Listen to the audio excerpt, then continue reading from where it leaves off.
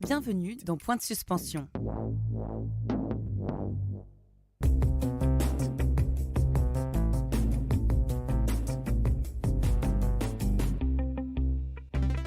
Je suis Léa Lejeune, journaliste économique et fondatrice du média Plan Cash.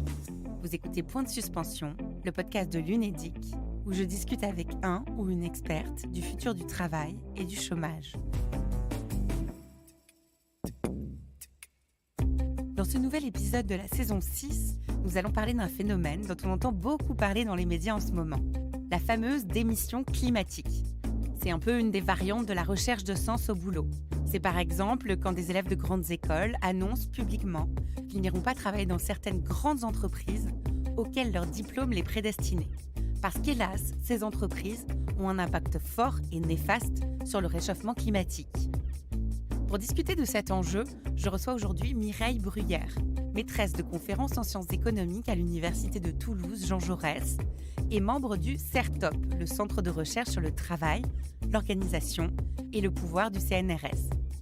Vous êtes aussi membre des économistes atterrés d'Attaque, ainsi que du collectif Atécopole sur l'écologie politique, et tout cela a son importance ici. Bonjour Mireille Bruyère. Bonjour. En tant que chercheuse, vous travaillez sur l'articulation entre le travail, la démocratie et les limites écologiques. Comment vous définiriez cette démission climatique ? C'est un phénomène qui est relativement nouveau, même si dans l'histoire du salariat, on a eu des périodes où les démissions étaient plus importantes, liées effectivement aux évolutions économiques. Par contre, peut-être ce qui est nouveau, c'est que ça touche une partie de la jeunesse. En tout cas, pour l'instant, c'est identifiable plutôt pour une partie de la jeunesse. Et aussi, ça touche un secteur qui, en tout cas traditionnellement, était peu impacté par les questions de sens du travail, de conditions de travail. C'est les secteurs industriels pour les catégories de cadres. Donc effectivement, c'est un phénomène relativement nouveau qui met au devant de la scène, non pas les questions de conditions de travail ou de montant des salaires, mais plutôt des questions de sens du travail. On sait que les médias raffolent de ce genre de concept. Des jeunes diplômés de Polytechnique ou de HEC qui partagent des messages revendicatifs ou d'espoir lors de leur remise de diplôme, le tout filmé et posté sur YouTube. Mais s'agit-il d'une tendance de fond ou d'un épiphénomène ? Est-ce qu'on peut lire cette tendance dans les chiffres ?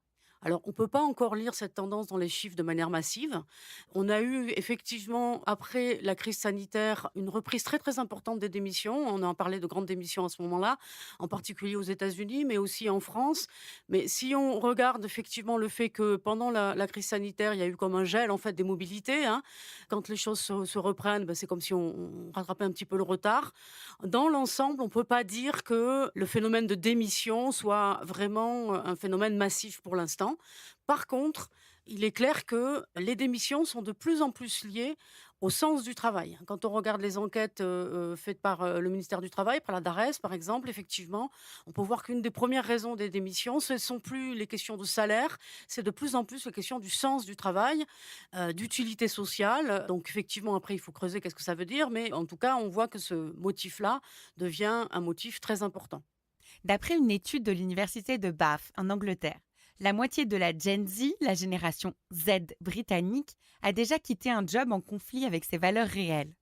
Sur quoi se base leur volonté d'ailleurs ? Est-ce que c'est sur le bilan carbone précis de l'entreprise ? Ou est-ce un ensemble de valeurs liées aux dérives de la productivité ? Des jobs où on ne compte pas ses heures ? Alors évidemment, c'est difficile de répondre. J'imagine que dans l'ensemble des démissions, toutes ces dimensions sont convoquées. Par contre, ce qui est clair, c'est que les conditions de cette prise de conscience sont liées au fait que l'emploi, le travail ont été transformés depuis plusieurs décennies du côté d'une organisation de plus en plus aliénante, d'un management qui, sous prétexte d'autonomie, isole, fracture les collectifs et qui produit cette perte de sens. C'est-à-dire qu'il y a des contextes effectivement à cette remise en question de l'utilité des entreprises et de leur impact écologique.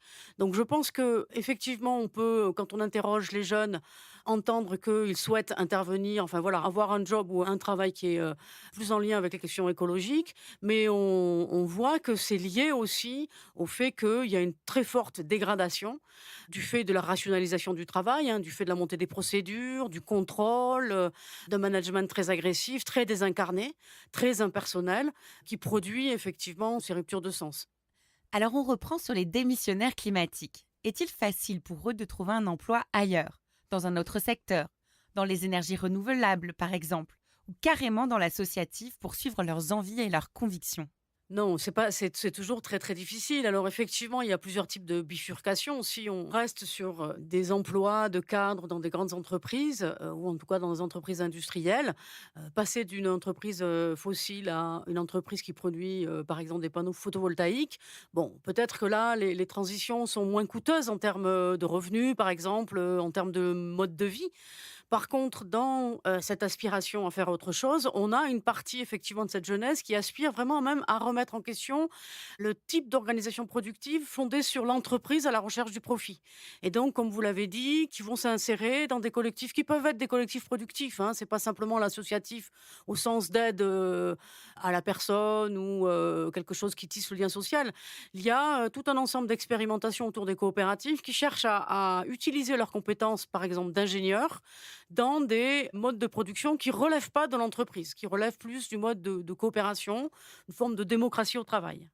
Et là, effectivement, la bifurcation est peut-être plus longue, plus de rupture, hein, par rapport à, simplement un changement en termes de secteur.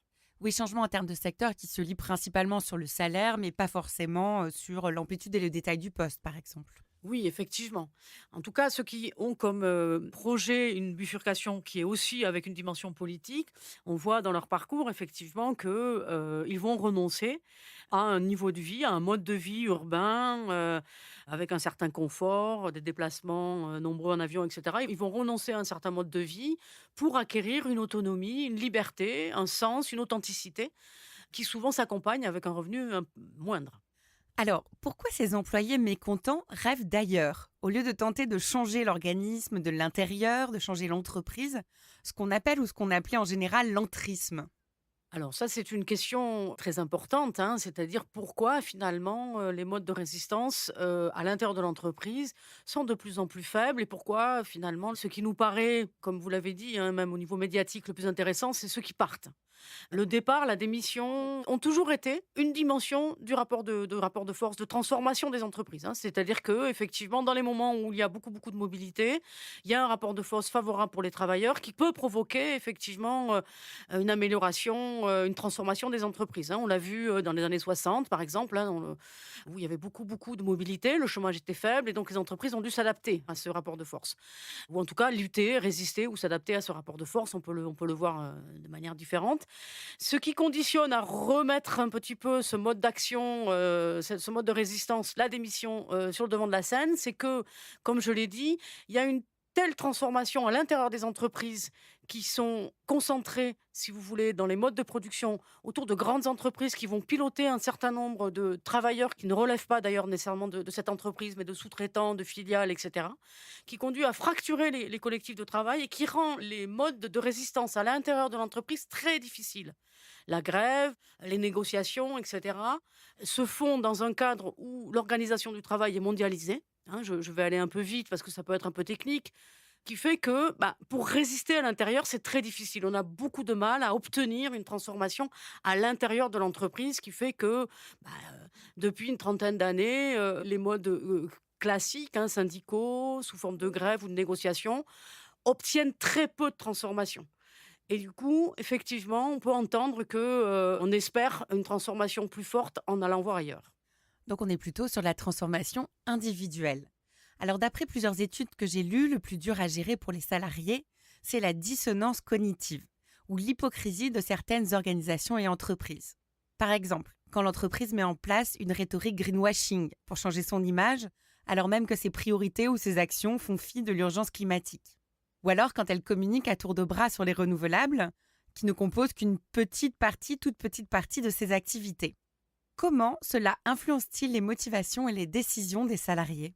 Pour ce qui concerne donc la question écologique, effectivement, les entreprises ont bien compris que pour une partie, hein, de leurs, salariés, en particulier les jeunes, les ingénieurs qui sont essentiels au fonctionnement, du capitalisme, eh ben, ils ont des aspirations écologiques et ils cherchent à mettre en place des chartes, des responsabilités sociales de l'entreprise, un certain nombre d'affichages d'informations.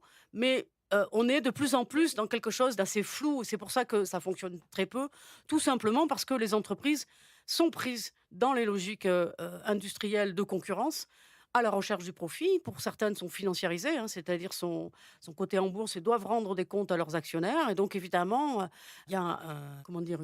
La quadrature du cercle, hein, c'est-à-dire que si elles voulaient vraiment respecter des engagements climatiques, elles ne pourraient pas être si compétitives sur les marchés dans lesquels elles opèrent. Mais ce qui est intéressant là-dessus aussi, c'est que les politiques de greenwashing, donc différence entre ce qu'on affiche à l'extérieur et ce qu'on pratique à l'intérieur, c'est ce qui agace le plus les salariés, quoi. C'est ce qui fait vraiment cette dissonance cognitive et cette envie de s'en aller. Certainement, peut-être qu'en plus les salariés sont bien placés à l'intérieur de l'entreprise pour démonter ou en tout cas pour voir le mensonge de, ce type de greenwashing, certainement. Beaucoup plus que les usagers ou des gens qui sont les clients qui sont à l'extérieur. Alors en matière de carrière, du coup, est-ce que c'est pas plus facile finalement de tirer un trait sur toutes ces valeurs écolo, de se changer soi? Est-ce que ça n'a pas plus de sens d'aller dans une réflexion cynique? C'est-à-dire, si je réfléchis en matière d'employabilité et de carrière, est-ce que c'est pas plus facile finalement de tirer un trait sur ces valeurs que d'aller chercher un nouveau job? Si on est vraiment dans une démarche pragmatique, presque cynique. Oui, alors ça, c'est une question un peu éthique que vous posez, mais qui semble finalement ne concerner qu'une toute petite partie de la population. Je pense que c'est toujours une possibilité, hein, de choisir un mode de vie cynique, mais il semblerait que ce soit très peu courant finalement, et en particulier peut-être pour les plus jeunes qui de toutes les façons peuvent peut-être se dire que ils font ce calcul au départ, ils vont avoir une vie assez longue pour peut-être être face à des désastres qui vont conduire à remettre en question leur mode de vie même, individualiste. Alors voilà, il y a les démissionnaires climatiques et puis il y a ceux qui restent. Ceux qui ont des convictions écologiques fortes, mais qui ne quittent pas leurs emplois. Ces salariés mécontents, parfois pendant des années avant de sauter le pas. Qu'est-ce qui les maintient en poste concrètement dans les entreprises? Est-ce que c'est la stimulation intellectuelle? Est-ce que c'est le niveau du salaire? Est-ce que c'est encore un autre critère? Là, il faut penser peut-être aux âges de vie. Je suis peut-être moins, comment dire? Compétente pour le dire, mais en tout cas, ce que je peux observer, hein, ne serait-ce que par rapport aux étudiants que nous, on accueille, qui sont en transition, puisqu'on a des formations qui accompagnent les ingénieurs qui souhaitent faire le pas d'une autre vie. C'est souvent des personnes qui ont déjà construit un certain nombre de choses, en particulier par rapport à la maison, aux enfants, qui ont une certaine, garantie, hein, et qui peuvent effectivement se permettre, d'avoir une transition dans lequel, ils vont avoir moins de revenus. Ça, c'est une première catégorie et puis une autre catégorie, c'est comme vous l'avez dit en introduction, c'est les jeunes qui ne sont pas encore rentrés sur le marché du travail et qui font le pas dès à présent, pour pas être pris dans des logiques effectivement qui conduisent à, avoir un niveau de salaire élevé et donc avoir après un niveau de vie et des contraintes, financières telles que la transformation, la baisse du revenu ou du salaire est très, très compliquée.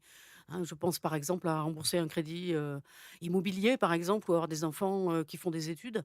Donc ça, ce sont des périodes qui effectivement, bloquent un petit peu les transitions. D'accord, donc les contraintes financières sont en partie la cause. Alors, de l'autre côté, il y a les entreprises qui ont envie d'attirer ou de conserver les talents.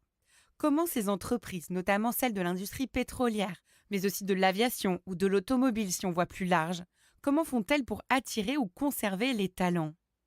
Eh bien, elles ont plusieurs stratégies, hein.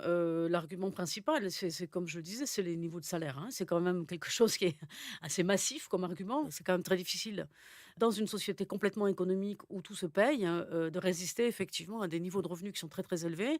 Et puis aussi, ils se rapprochent des écoles d'ingénieurs, se présentent à eux, il faut mettre en place des partenariats qui conduisent effectivement, pour l'instant en tout cas, à pas mettre en question leur mode de production, hein. Pour l'instant en tout cas, malgré, les démissions, les difficultés de recrutement ne conduisent pas à renoncer à des productions.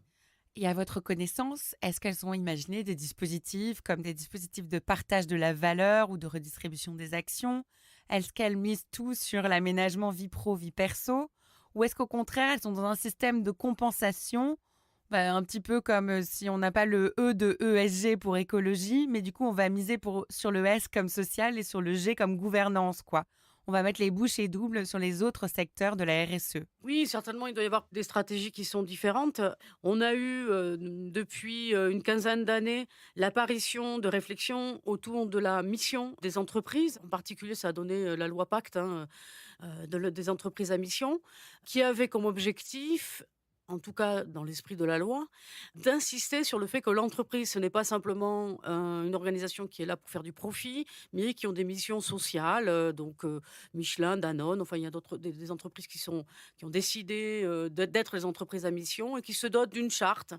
Bon, ce sont des arguments effectivement pour permettre le renouvellement Oui. du sens, mais aussi il y a aussi toutes des réflexions autour de la distribution, d'actions, de participation, d'intéressement.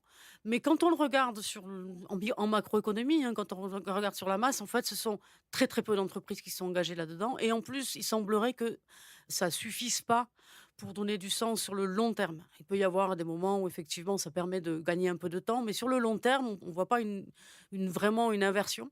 Donc c'est très peu d'entreprises. La logique en fait productiviste et à la recherche du profit reste quand même encore très centrale, malgré les tentatives de certaines entreprises d'essayer effectivement d'avoir des réflexions écologiques, sociales. Ce qui n'aide pas à retenir les démissionnaires climatiques. Et non. Merci Mireille Bruyère pour ces pistes de réflexion. Merci à vous. Pour aller plus loin cette année, nous invitons Mélanie, journaliste chez Ouzbek Erika, à partager son point de vue détonnant.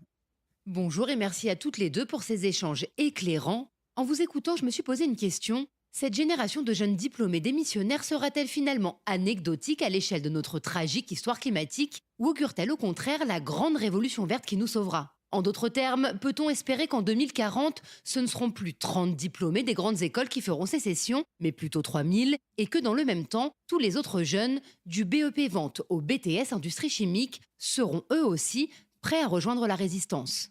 C'est sûr, ça fait rêver d'imaginer une future génération de sauveurs, capables de renverser notre système économique mortifère pour construire à la place quelque chose de plus soutenable. Mais est-ce bien réaliste ? Les jeunes de 2040, qui sont aujourd'hui des enfants, seront-ils vraiment plus nombreux à s'engager pour la cause environnementale ? La génération de Greta Thunberg et de Camille Etienne a grandi à une époque où l'écologie pouvait encore être imprégnée d'un parfum de rébellion contre l'ordre établi, de contestation de leurs aînés, accusés d'avoir sacrifié la planète à leurs appétits voraces de croissance. Sauf qu'aujourd'hui, la cause environnementale s'institutionnalise. Elle fait partie du paysage plus ou moins hypocrite d'une société de consommation où l'on peut prétendre rouler écolo dans une voiture électrique à l'empreinte carbone douteuse. Exit donc les charmes d'une cause pure, susceptible de donner à de grands ados en plein questionnement existentiel l'illusion de s'inscrire dans quelque chose de plus grand qu'eux.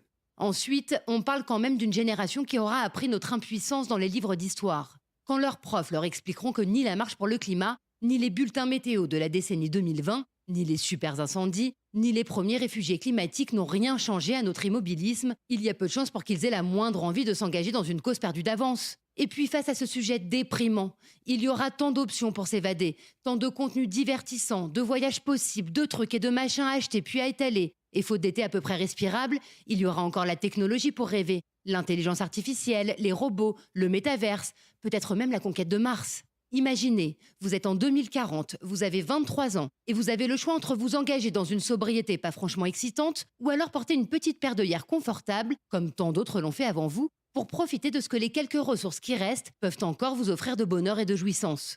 Vous choisiriez quoi, vous ? Après, on peut aussi arrêter de fantasmer sur le courage ou la médiocrité de générations futures qui ne seront très certainement ni meilleures ni pires que nous et nous pourrions tout simplement nous prendre nous-mêmes en main, mais ça, c'est encore une autre question. Merci Mélanie et merci Ouzbek Erika de nous accompagner pendant cette 6e saison.